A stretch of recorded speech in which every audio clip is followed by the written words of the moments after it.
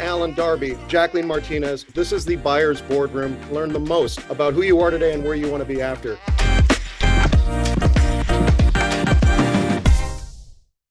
All right, back in the Buyer's Boardroom. How's it going, Alan? Going good. It's going good. Busy day. Getting into the spring, so it's great to see the flowers blooming. Yep. Looking Pollen forward. going crazy in North Carolina? We're about through it. After Yeah. the green mist that lasts for about a month. You can't even wash your car because it just turns green again the next day. That's largely over. So hopefully, be able to get in the pool here pretty soon. So life is good. It's a good day. That's good.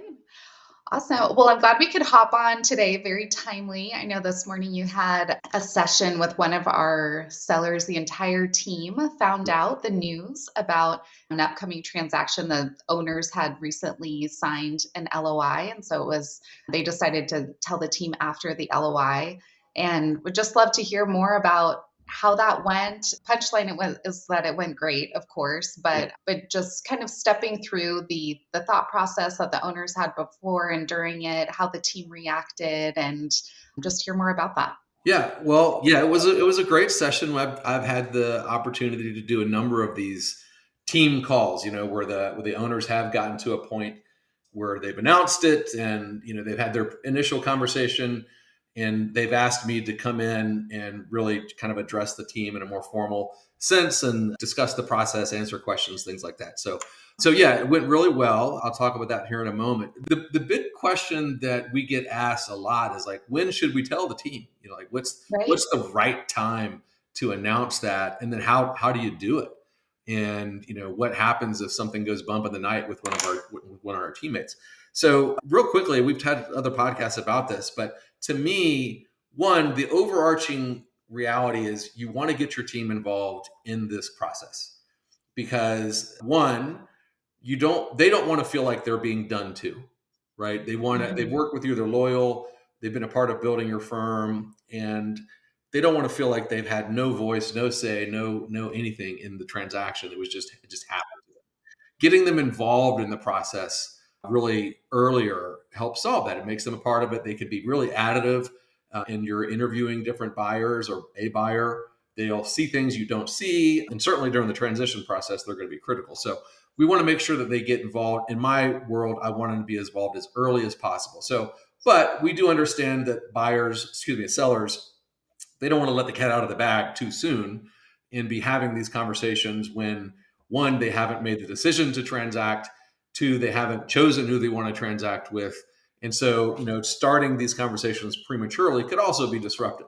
So when is the best time? Well, I think the best time is sort of, if you can think about it like your percentage decision to transact. Once you're around 75, 80%, like this is going to happen, I think it's time to start getting the team involved. Normally for us, that's around the matchmaking part. So I've heard other podcasts with a very linear process. The first one is called our ideal outcome phase. It normally takes about 2 months. A lot of work being done with the seller to organize and educate them, organize their data, or educate them. And we get to this final point where we have a firm understanding of what they're seeking, what their reality looks like, deal needs and preferences, all the things that they would want in a partnership. And we're ready to say, hey, do we want to be matched with buyers and go through that process of seeing who you're a potential fit for? I think once they've gone through that buyer matching process and we've narrowed the field to maybe 3, maybe 5 potential buyers, that's the ideal time to let the team know. In the frame that we want to let them know is like, this is something we're actively exploring. We haven't necessarily made the decision to transact, but we think for a variety of reasons that it's our job to seek the best outcome for our team, for our clients. And one of those potential paths could be a partnership with a larger firm. So we're not saying we're moving forward with a transaction, but we wanted to let you know that this is something that we're going to consider, and then lay out the ground rules of like what has to be true in order for them to move forward. So the things, and it would be in this order. We're never going to do anything that's going to materially harm our clients. In fact, we're not going to do anything unless we're convinced this is a big improvement for our clients, in however you would define that. So that's thing number one. Thing number two is we're not going to transact with anybody that is asking us to reduce headcount in our team. We're not going to transact with anybody who is going to take away opportunity from our team. We're not going to do anything with anybody who's going to impact compensation to our team. All of these things are sort of baked into this calculus for us to get to the point where we would say, yes, indeed, we want to move forward with the partnership. So those are kind of the ground rules to let your team in on, and then articulate how you want them to help you in the selection process. As we get to this point where we're interviewing potential partners, meeting with their various team members, we're going to pull you in on occasion to different meetings, commensurate with whatever role you play in the firm, to help us interview this firm so that you're going to get a point to interact with them. If these are people you'd be working with, we want you to get to know them. You'll see things we don't see, so that's the ideal time. And have your team, if you do it that way, I think you'll find the emotional freakouts will be much lower. They'll feel like they're participating in the partnership decision with you. And therefore, all that kind of equates to a much easier transition and onboarding with your new buyer. Okay. So that's how I prefer to do it, is at the point of buyer identification and matching. But to your point, that's not what we did today. uh, Yeah. yeah. But I think still positive and still well in advance of signing the purchase agreement. We have a few months still, but before that. And I think that window is important, particularly with wealth management deals, because at the time that the purchase agreement is signed, that's when the firm will be going out to clients to talk about the news. So it's important to have a lot of time to process it and get excited, get up to the level of excitement as the owners have about the new world, so that when they're interacting with clients on all the paperwork and everything about it, and they're asked about it by clients, that they are genuinely excited as well. And that thought process takes time to come together, but you don't want to spring that on them and then have them interacting with clients Oh about yeah, the yeah. move, you Well, know? in this specific case, we had an ownership team who I think, and this does happen on occasion, when I said get to that 75-80% certainty that you're going to do it, they Mhm. couldn't get there until they actually had like meaningful interactions with the buyers. It wasn't just predicated on other things that they could get to that conclusion before having that really intimate dating phase. So, I'm perfectly fine with that. Getting, and let's say it's the point of LOI, which is what happened here. So the owners executed an LOI, and within a few days after that, they held this announcement, which I did today. So in that scenario, what I prefer to do, which is what they did, is like identify who on your team are your champions. Mhm. So let's say you have 20 employees. Well, they're all very important, of course, and you love them all, but there's probably 2, 3, 4 really key people that are perceived as leaders in the organization. You lean on them. They're your right-hand people. They might not be owners, but they're really important. I prefer, before we have the big announcement to the entire staff, pull those key leaders aside, maybe the day before, and let them know what's getting ready to happen. One, I think that builds goodwill with them, acknowledging their leadership role in the firm. Two, they get to put their questions out there in a smaller forum. If they have concerns or fears, they get to express those to you in a smaller group that does, if someone is negative on it, doesn't contaminate the rest of the team. And you can kind of address that going into it. And it may give you the need to maybe push the all team meeting a day or two later to allow you time to really get to the point of any issues that arise. But then lastly, when you do the team meeting, you have these leaders who are now going to be positive and champions in that broader team meeting. So it's not, if someone in the team meeting did raise a hand and just had an emotional negative reaction, it's not just you who are articulating the potential benefits, it's you and the team leaders. So it starts with having that like pre-meeting with the champions of the team, or the potential champions of the team, and then we're going to have the all team meeting. And so the way that we typically do this is and I could do this in person or we do it on Zoom. Most of the time it's Zooms. And so the owners, they put everyone in a room where they have them they're sitting at their desks, and they fire up a Zoom and they announce the decision to the team, and they put me in a waiting room. So I'm sort of like on standby. And it usually it's, 15, 20 minutes where they're articulating, what's happening, what's the process they've gone through, why are they doing it, why they think it's going to be good for the clients, why they think it's going to be good for the team, and then kind of list their standards of the decision for transacting. And so they do this kind of prep meeting. Again, they've already had the meeting with their leaders before, so hopefully those leaders are in the room too, and everyone's nodding their heads, and this is a good outcome, and so forth. Then they bring me in, and so typically what happens is I introduce myself and our team at Alaris and our background and track record of successfully completing these transactions, so they have a bit of who we are. The main thing is we want them to know is like, look, these owners engaged a professional firm to go through the process. They didn't do this on their own because they're likely novices at this. So that's established. Then I immediately go into, here are the concerns that I know are on your mind.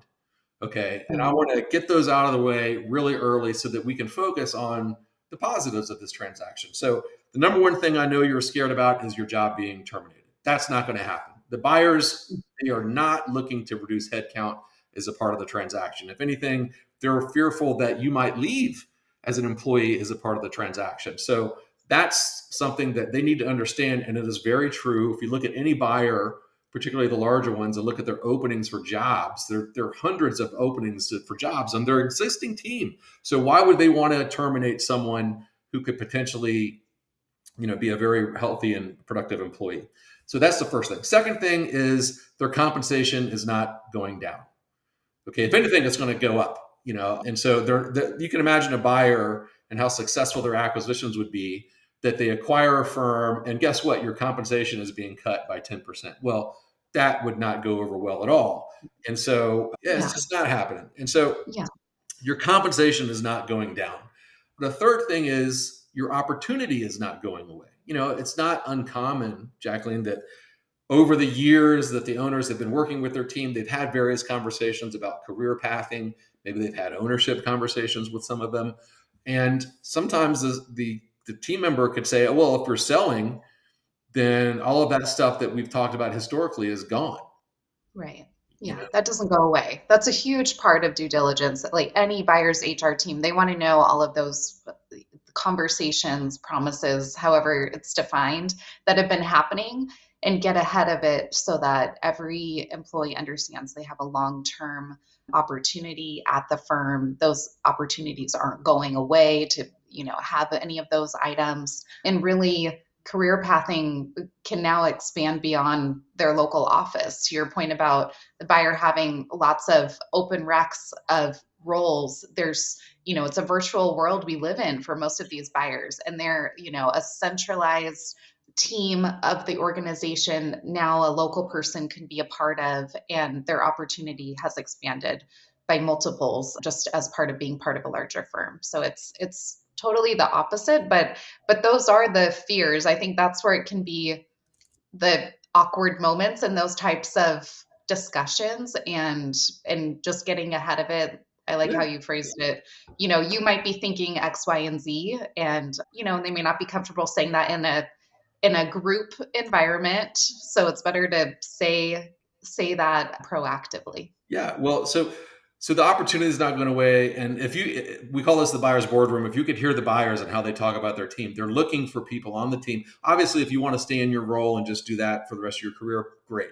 But if you're looking to expand, if you're looking to go do something else, the buyer wants to know that because they have holes to fill throughout the organization. If they identify a talented person, they're excited about that. So, and then the benefits comparison, if there's any benefit reduction, they're typically going to adjust for that in their compensation. So those are the big things. And then once we identify that, I carry them through the process. I want them to know the diligence and the thoroughness that the seller has gone through to get to this point, that they've been effectively screened against the entire buyer pool. We've at this point narrowed it to the one, but it's not as if we just chose them in the dark. I mean, it was a very scientific process that Alaris uses to measure compatibility. We've narrowed it to a list of typically 3 to 5. We've spent tons of time with the buyers so that they could get to know one another, determine subjectively, do we feel like this is our type of people? Because culture, as we talk about so much, you can't measure, you can only experience. And so that's why we run limited processes with buyers only invited based on their matching, on compatibility. And so the owners have spent ample time through our process getting to know these buyers, and they've landed on the one that they feel like is the best blend of cultural fit, deal terms, and post-acquisition quality of life. So we walk them through that, and then we open it up for questions, and we just want them to start peppering us with questions. And usually there's one or two people who ask all the questions, and they're very polite, they're very candid. We field the questions, answer them, and it's very transparent. We tell them the good things that are likely to happen. Like today, someone asked me, like, what are the bad things that happen in a partnership? So we tackled those. It's a very productive, open dialogue. And involving them in the process in this manner, I think is so important that builds goodwill with your team, and done rightly. And this is the way I ended the call. Is like, I know we're just meeting for the first time, although I've known your names and seen your pictures for almost 8 months now. I know I can't ask you to trust me, but I can ask you to believe what I'm telling you is that you're not going to get fired. Your compensation is not going down. Your opportunity is not going away. If anything, it's being increased. If you can believe me on those fronts just for a period of time, that'll free your mind to focus on the potential benefits of a partnership. And that's what the partners want from you. They want you to have a positive attitude. The deal's not done yet at this point. We're still in this dating post-LOI diligence phase. We now want you to help us participate in this process in your relevant area and get to a point where we sign on the dotted line, And so that's my advice on how to handle this. And we do it all the time. It's one of my favorite things to do because I get to meet the team behind the owners that we've been working with so diligently. So if you do it that way, I would tell you, it's not that there's not going to be problems, but you can minimize the risk of employees being unhappy, angry, fearful, all these things, which are natural, but we should be able to handle those if we're proactive. Yeah, I love it. That was great. Great. All right. Well, always a pleasure in the buyer's boardroom with my partner, Jacqueline. So thank you very much.